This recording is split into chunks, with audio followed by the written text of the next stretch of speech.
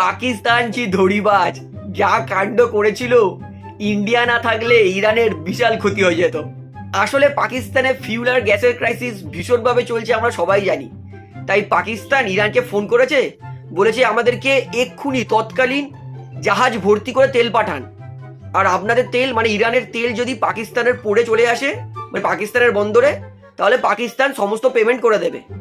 তো ইরান বলেছে যে পাকিস্তানের তৎকালীন তেল লাগবে, আমরা দিয়ে আসি।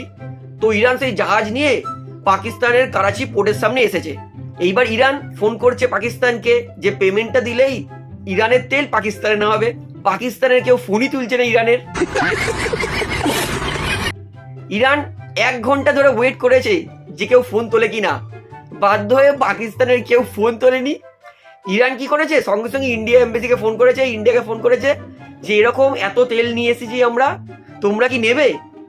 ইন্ডিয়া বলেছে ঠিক আছে, আমাদের মুম্বাই পোর্টে চলে আসো, আমরা সব তেল কিনে নিচ্ছি। তো তখন ইরান নিজের জাহাজ করাচি থেকে ঘুরিয়ে আবার ইন্ডিয়ার কাছে নিয়ে চলে এসেছে, এবং ইন্ডিয়া সেই তেলটা কিনেছে বলে ইরানের পয়সা বেঁচেছে, নয়তো বিশাল ক্ষতি হয়ে যেত ইরানের। কারণ এক তেলবাহী জাহাজ যখন আন্তর্জাতিক জলপথ দিয়ে যায়, তখন তাকে কিন্তু অনেক ট্যাক্স দিয়ে সেই জাহাজটাকে নিয়ে যেতে হয়।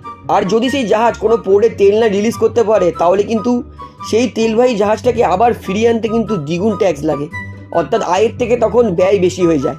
আর আমাদের ধন্যবাদ দিতে হবে পাকিস্তানকে, পাকিস্তানের এই কাজের জন্য কিন্তু ইন্ডিয়া আর ইরানের সম্পর্ক আরেকটু ভালো হয়েছে। অর্থাৎ পাকিস্তান সত্যি কি দড়িবাজ, অর্থাৎ যেই তেলটা পাকিস্তানে যাওয়ার কথা ছিল সেই তেলটা ইন্ডিয়ায় চলে এসেছে, এবং পাকিস্তানের হাতে আবার কাঁচকলা পড়েছে। পাকিস্তান যেখানে বর্তমান ডিজেলের দাম 520 টাকা আর পেট্রোলের দাম 480 টাকা, সেখানে ইরানের এই তেলটা পাওয়ার পরে ইন্ডিয়ার কিন্তু পেট্রোলের দাম ওই 105-এই আটকে থাকবে।